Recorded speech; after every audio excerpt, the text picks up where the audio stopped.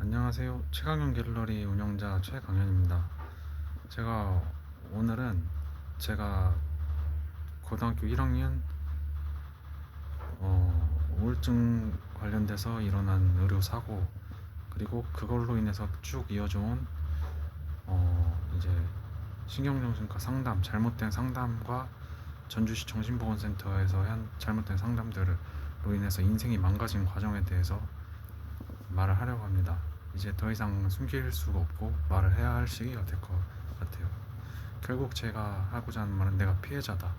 근데 피해를 받았는데 그거를 타인이 아닌 사람에게, 환자에게 도움을 줘야 되는 의료기관과 상담소에서 내가 당했다.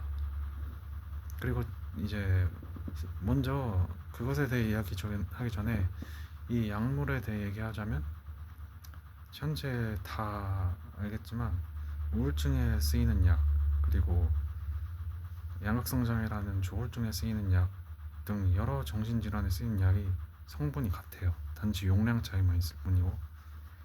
근데 이게 의료사고가 될 수 있는 게, 제가 아는 어떤 동생에 관한 얘기인데, 걔가 고등학교 때 학교에 가기 싫다, 자퇴를 하고 싶다 이랬어요.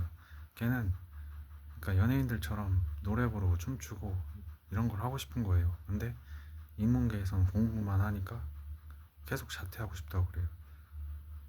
그럼 이제 부모가 걔를 방과 후에 보컬 학원이나 댄스 학원으로 해서 뭐 항공무용을 해서 뭐 무용과 입시 준비를 한다던가 뭐 그런 걸 해야 되는데, 그런 건 안 하고 그냥 정신과에 데려가는 거예요.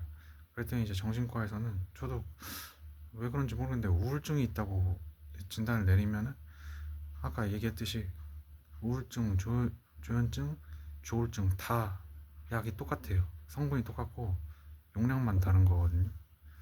약을 처방을 받아요. 우울증만 있던 사람이 6개월, 1년 약을 계속 복용을 하니까 사람이 어떻게 변하냐면요, 고등학교 1학년, 2학년 성인인데 애기처럼 변해요.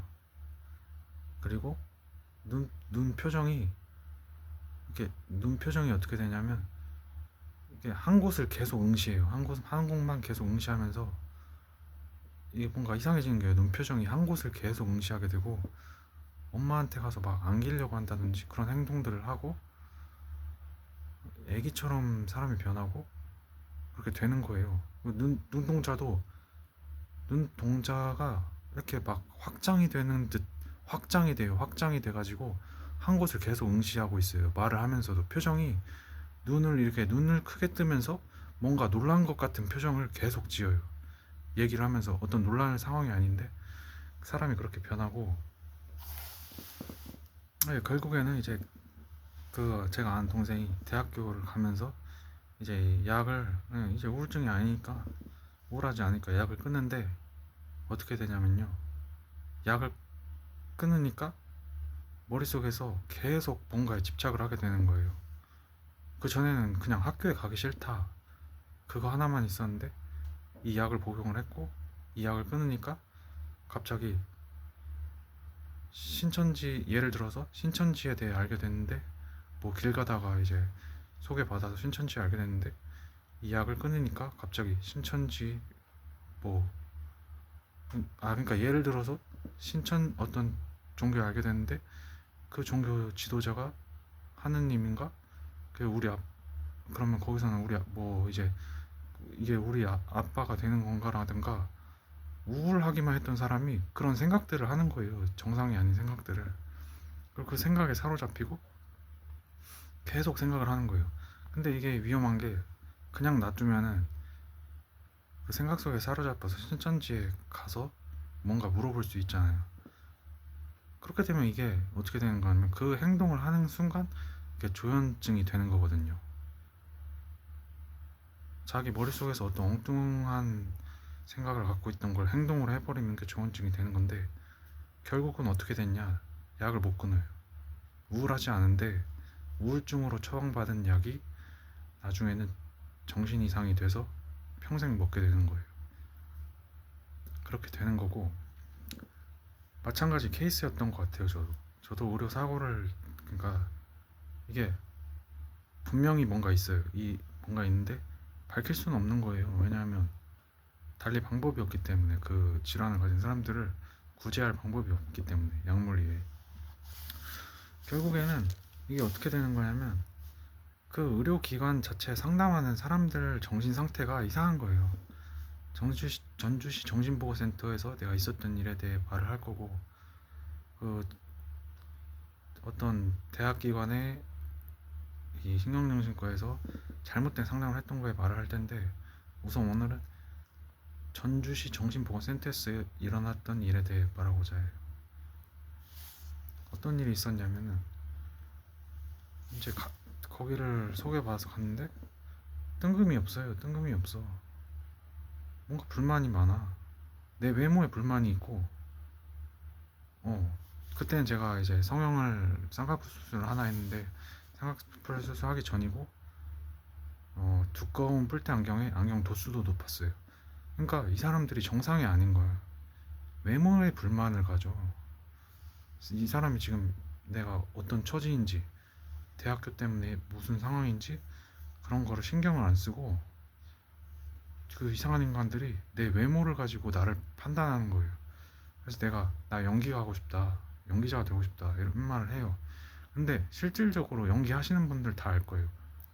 내가 연기자가 되고 싶고 연기가 하고 싶다고 생각을 한다고 해서, 그리고 내가 뭔가 도전을 해도 내가 연예인이 되는 건 아니에요. 누구나 다 알아요. 그리고 연예기획사에 들어가서 연기자로서의 어떤 교육을 받는 연습생이 된다 해도 그게 연예인으로 이어지는 것도 아니고, 결국 내가 말했어요. 나 연기가 하고 싶고 서울에 있는 극단에 들어가서 연극인 생활을 해보고 싶다고 하는데, 밑도 끝도 없이 나한테 그런 거예요. 너 안 돼. 너 안 돼. 하지 마. 그게 네 정신병이야. 이러는 거예요. 근데 연기하신 분들은 해보셨거나 하면 다 알 거예요. 연기자가 돼야겠다라던가 뭐 연예인이 된다던가 이게 문제가 아닌 거예요. 연기라는 것을 하는 게 1차적으로 발성 연습을 하고, 거울을 보면서 대사를 읽고 내 표정, 몸짓, 자세 이런 것들을 계속 트레이닝 하는 거예요. 셀프 트레이닝. 그 연기를 해서 무대에 오르기까지의 일련의 과정들을 하면서, 준비를 하면서 내 자신의 목소리가 남이 들었을 때 어떻게 들리는 건가, 내가 말을 하고 있을 때 다른 사람이 보는 내 표정은 어떤가, 내가 말을 하고 있을 때 나의 자세는 어떤가, 내가 말을 하는데 내가 화가 났을 때 이런 표현을 쓰고, 내가 슬플 때 이런 표현을 하는데, 그거를 보는 관객들은 나의 모습을 보면서 어떻게 느끼는 건가. 연기자가 된다던가 연예인이 되고 안 되고 문제가 아니라, 일련의 과정을, 무대에 오르기까지 과정들을 준비를 하면서 내 자신이 변화가 되고 자기 개발이 되고, 어떻게 보면 자아실현이 될 수도 있고, 더 나은 인간이 돼서 더 나은 나 자신을 만들어가는 과정인데, 그냥 뜬금이 없는 거예요. 그분들은. 이게 정신경정신과도 똑같고 전주시 정신보건센터에서 똑같은데, 내가 봤을 때는 이분들이 일부러 그래. 일부러. 그러니까 이 상담소에 온 환자가 상담을 한다고 뭔가 인생이 달라지는 게 아니거든요. 인생이 달라지는 상담이라는 건 경제적인 상담, 법률적인 조언, 금전적인 어떤 도움, 경제적인 상담, 법률적인 조언, 그런 제도에 의한 제도들의 정보의 제공, 국가 기관의 말 그대로 청년들에게 도움이 되는 어떤 정보들이 있잖아요. 청년 취업 지원이나 이런 정보가 필요한 건데, 허무맹랑한 엉뚱 깽뚱한 소리만 하는 거예요. 그분들은. 그리고 나서 나 연기하고 싶다 하니까 막 미친 듯이 뜯어말리는데, 이게 일부러 그런 거예요. 그러니까 이 사람들이 이런 말 하기는 좀 그렇지만 질투 아닌 질투도 느끼고, 뭔가 빈정이 상해버리고, 그런 거를 느낀 것 같아요. 왜냐하면 정확히 나는 어떻게 하면 내 자신이 좋아질 수 있는지 알기 때문에 이 사람들이 그거를 질투 아닌 질투 비슷한 그런 걸 느꼈고 일부러 나를 안 좋게 되게끔 만들었어요. 결국은 우리 모두 지금 하는 게 뭐예요? 요가 학원, 취미 발레, 취미 항공모형에서 가르치는 거, 자세 교정, 라운드 숄더 거북목, 자세 교정, 그리고 스피치 학원에서 하는 것들 다 뭐예요? 자기 개발하는 거, 자세 교정하고 얼마 좋은 목소리로 말하게 하는 거, 말투, 표정, 그게 다 연기하면서 다 개선할 수 있는 거거든요. 근데 그분들이 정신 상태가 제정신이 아닌 거예요. 난 이거를 이제 깨닫고 있고, 더 웃겼던 게 거기 있는 나를 상담하는 담당 직원이 있었고, 상담하는 담당 직원 말고 그 다른 직원이 있어요. 내가 이름을 지금 밝히려고 하는데 잠시만요. 내가 이름이 기억이 안 나는데, 그러니까 어떤 전단지가 있었어요. 환자하고 환자 부모를 와서 참여해서 이제 뭔가 교육을 하는 전단지가 있었고, 분명히 환자 본인도 올 수 있다고 써 있었는데, 그래서 내가 갔는데 내가 뭔가 질문을 했는데 이 사람이 하는 짓이 딱 그래요. 내가 환자하고 말을 왜 섞어야 되지? 이런 비슷한 그런 걸 하면서 저를 혼내요, 이 사람이. 그러니까 그 참여했던 보호자들이 말을 하는 거예요. 아니 얘를 왜 혼내세요? 하고 말을 하는 거예요. 그때는 내가 정말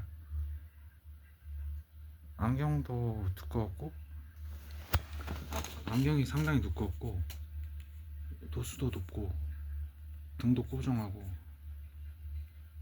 말투도 어눌했거든요.